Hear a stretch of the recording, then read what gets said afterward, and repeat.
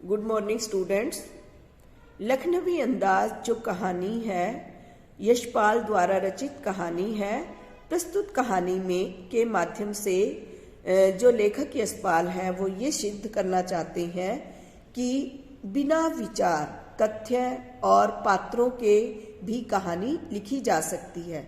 यहाँ उन्होंने एक लखनवी नवाब के माध्यम से उस सामंती वर्ग पर कटाक्ष किया है जो वास्तविकता से अनजान होते हुए बनावटी जीवन शैली के आदी होते हैं, और इस तरह से आज इस तरह के लोगों की भरमार है।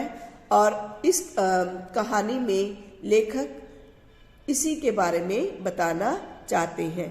लेखक कहते हैं कि वो भीड़ भाड़ से बचने के लिए दूसरे दर्जे का रेल का टिकट खरीदते हैं और उस डिब्बे में सवार हो जाते हैं, उस डिब्बे में चढ़ जाते हैं।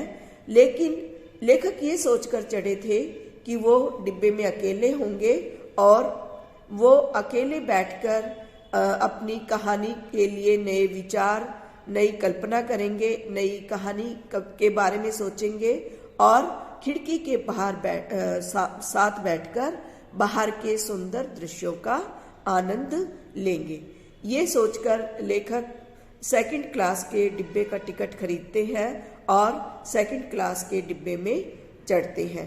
जैसे ही वो डिब्बे में प्रवेश करते हैं तो डिब्बे में पहले से ही एक लखनऊ के नवाब जैसे सफ़ेद कपड़े पहने हुए व्यक्ति चौकड़ी मारकर बैठे हुए थे। और लेखक ने सोचा था कि डिब्बा खाली होगा, लेकिन लेखक की कल्पना के अनुकूल डिब्बे में नवाब साहब बैठे हुए थे। और इस तरह से जब लेखक ने उस डिब्बे में प्रवेश किया तो नवाब साहब के चेहरे पर असंतोष के भाव दिखाई दिए। ऐसा लगा जैसे लेखक के डिब्बे में आने से वो संतुष्ट नहीं थे, वो खुश नहीं थे। नवाब साहब ने जब संगति के लिए उत्साह नहीं दिखाया तो लेखक भी सामने वाली बर्थ पर बैठ गए और उन्होंने आंखें दूसरी तरफ घुमा ली।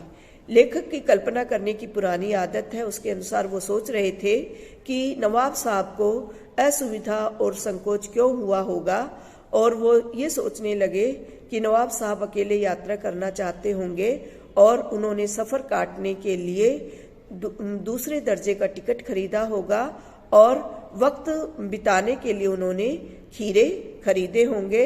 और अब वह लेखक के सामने खीरे कैसे खाए, ये सोचकर लेखक कनखियों से नवाब साहब को देखे जा रहे थे।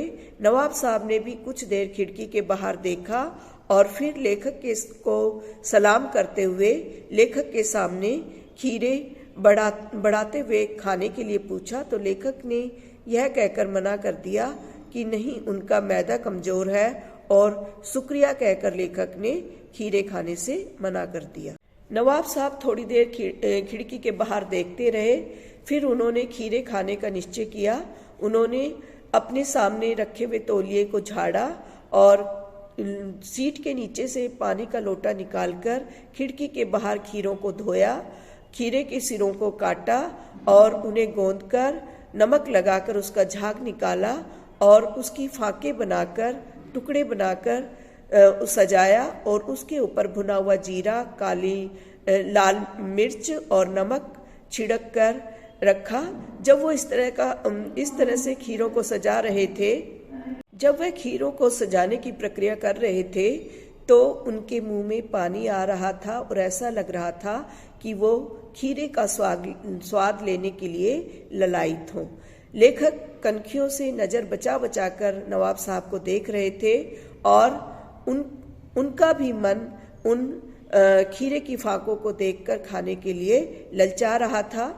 नवाब साहब ने फिर लेखक से फाके आगे बढ़ाते हुए खाने के लिए पूछा तो लेखक ने आत्मसम्मान में मना कर दिया, क्योंकि वो पहले इस बात के लिए मना कर चुके थे।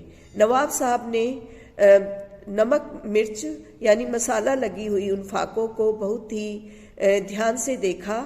ऐसा लग रहा था जैसे वो खाने के लिए बहुत ललायित हों। लेकिन फिर उन्होंने थोड़ी देर के लिए खिड़की के बाहर देखा, लंबी सांस ली और खीरे की एक फाक उठाकर पहले होठों तक ले गए, फिर नाक से सूंघा और उसे खिड़की के बाहर छोड़ दिया। नवाब साहब जब इस तरह की प्रक्रिया कर रहे थे तो ऐसा लग रहा था मानो वो ये दिखा रहे हों कि खीरे की फाकों को सूंघकर ही उन्होंने खीरों का रसास्वादन ले लिया है, और इस तरह से एक एक फाक को वो सूंघते रहे और खिड़की के बाहर फेंकते रहे। अंत में नवाब साहब ने सारी फाकें खिड़की के बाहर डालने के बाद तौलिए से अपने हाथ साफ किए, अपने होठों को पूछा और इस तरह से गर्व भरी आंखों से लेखक की तरफ देखा जैसे ये बताना चाहते हों कि ये खानदानी रईसों का तरीका होता है। और इस तरह से वो अपनी बर्थ पर लेट गए जैसे ये दिखा रहे हों कि वो खीरे को काटने और छीलने और खाने की प्रक्रिया तक बहुत थक गए हों। लेखक कहते हैं कि मुझे भी उनकी इस अंदाज को देखकर अपना सिर झुकाना पड़ा, और मैंने गौर किया कि जो नवाब साहब थे वो ये दिखाना चाहते थे कि खीरे की सुगंध और स्वाद की कल्पना से ही उनका पेट भर गया था, और उन्होंने डकार ली और ये दिखाया कि किस तरह से उदर की तृप्ति हो सकती, बिना खाए ही उदर की तृप्ति हो सकती है। यानी जो नवाब साहब थे वो ये दिखाना चाहते थे कि किस तरह से बिना खाए ही उदर की पूर्ति हो सकती है। तो लेखक के मन में भी ये विचार आया कि जब खीरों को सूंघकर बिना खाए ही उदर की तृप्ति हो सकती है, भूख शांत हो सकती है, तो बिना पात्र, बिना घटना और बिना विचार के भी कहानी लिखी जा सकती है, और इस तरह से नई कहानी भी बन सकती है। और लेखक ने इस नई कहानी को इस तरह से ही गढ़ा।